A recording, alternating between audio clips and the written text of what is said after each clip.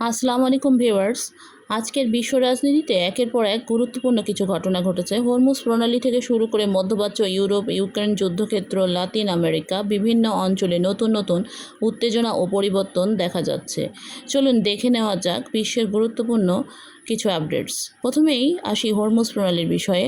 Wall Street জার্নালের তথ্য অনুযায়ী Hormuz প্রণালীতে জাহাজ চলাচলের নিরাপত্তা, সুরক্ষা ও পরিবেশগত সেবার জন্য ফি চালুর মাধ্যমে বছরের কয়েক $10 বিলিয়ন আয় করতে চায় ইরান। তেহরান বলছে এই পরিকল্পনা থেকে বছরে সর্বোচ্চ $40 বিলিয়ন পর্যন্ত আয় হতে পারে। উপসাগরীয় প্রতিবেশী দেশগুলো এর অংশীদার হতে পারে, তবে যুক্তরাষ্ট্র, ওমান এবং অন্যান্য উপসাগরীয় দেশ আন্তর্জাতিক জলপথে কোনো ধরনের ট্রানজিট ফি আরোপের নাকি বিরোধিতা করছে। এদিকে ওমান উপকূলের কাছে একটি পণ্যবাহী জাহাজে হামলার দায় নিয়ে বিতর্ক তৈরি হয়েছে। বিভিন্ন সূত্রে দাবি করা হচ্ছে ইরান সমর্থিত বাহিনী নতুন সামুদ্রিক করিডর ব্যবহার না করার সতর্কতা দিয়েছিল এবং এরপরই ওই ঘটনা ঘটে।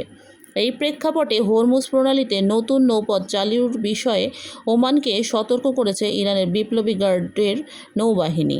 তাদের বক্তব্য, তেহরানের অংশগ্রহণ ছাড়া নতুন কোনো রুট নির্ধারণ করা হলে তা ঝুঁকিপূর্ণ হতে পারে। তবে এরই মধ্যে ইরান ও ওমান আন্তর্জাতিক নিয়ম মেনে নৌযান চলাচল সংক্রান্ত সেবা ও সার্ভিস চার্জের বিষয়ে আলোচনা অব্যাহত রাখতে সম্মত হয়েছিল। মধ্যপ্রাচ্যের আরেক গুরুত্বপূর্ণ খবরে আসা যাক। দক্ষিণ লেবানন থেকে সেনা প্রত্যাহারের জন্য ইসরায়েলের উপর চাপ বাড়াচ্ছিল যুক্তরাষ্ট্র। আলোচনায় থাকা একটি প্রস্তাব অনুযায়ী দক্ষিণ লেবাননের কিছু এলাকা থেকে পরীক্ষামূলকভাবে ইসরায়েলি সেনা সরানো হতে পারে এবং সেখানে নাকি দায়িত্ব নেবে লেবাননের সশস্ত্র বাহিনী। কিন্তু যুদ্ধবিরতি ভঙ্গ করে বারবার দক্ষিণ লেবাননের একাধিক স্থানে বিমান হামলা চালিয়েছে দখলদার ইসরায়েল। এদিকে দীর্ঘদিনের টানাপোড়েনের পর অবশেষে তুরস্কের কাছে জেট ইঞ্জিন বিক্রির বিষয়ে ইতিবাচক অবস্থানে যাচ্ছে যুক্তরাষ্ট্র। ইউরোপের দিকে তাকালে দেখা যাচ্ছে ইটালির প্রধানমন্ত্রী জর্জিয়া মেলোনি নতুন করে আলোচনায় এসেছেন। সম্প্রতি তিনি জানিয়েছেন যে তিনি ধূমপান ছেড়ে দিয়েছেন। এ নিয়ে তুরস্কের প্রেসিডেন্ট রিসেপ তাইয়প এরদোগান প্রশংসা করে বলেছেন তিনিও চান তার দেশের মানুষ ধূমপান ছেড়ে দিক। অন্যদিকে ব্লুমবার্গের তথ্য অনুযায়ী মেলোনি নির্ধারিত সময়ের আগেই 2027 সালে আগাম নির্বাচন আয়োজনের বিষয়টি বিবেচনা করছেন। এদিকে ইরানের উপপররাষ্ট্রমন্ত্রী কাজেম গারিবাবাদি জানিয়েছেন আপাতত দেশটির পারমাণবিক স্থাপনা পরিদর্শনের সুযোগ দেওয়ার কোনো পরিকল্পনাই নেই।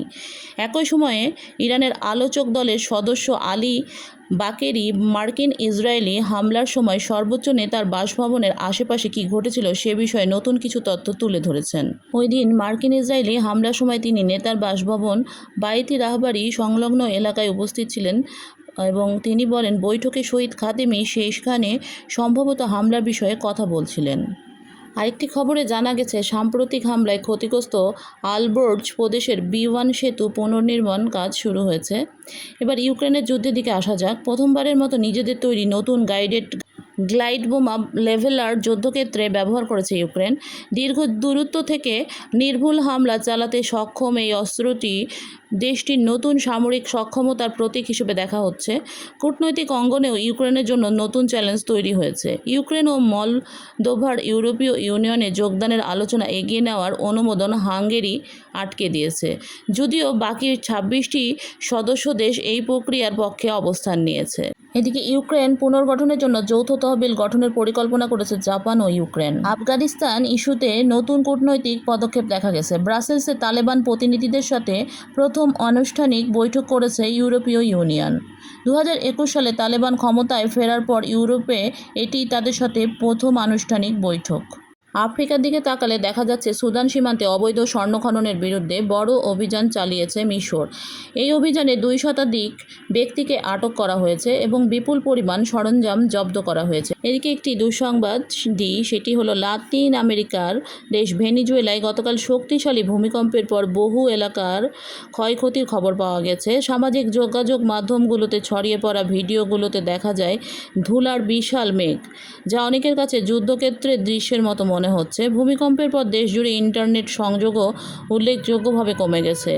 এই ভূমিকম্পের পর উদ্ধার ও ত্রাণ কার্যক্রমে সহায়তার জন্য যুক্তরাষ্ট্র, মেক্সিকো, স্পেন, কাতার, জাতিসংঘের একটি অনুসন্ধান ও উদ্ধার বিশেষজ্ঞ দল পাঠানো হয়েছে বলে জানান ভেনেজুয়েলার জাতীয় পরিষদের প্রেসিডেন্ট জর্জ রদ্রিগেজ। এছাড়া তুরস্কেরও উদ্ধারকারী দল সেখানে গিয়েছে।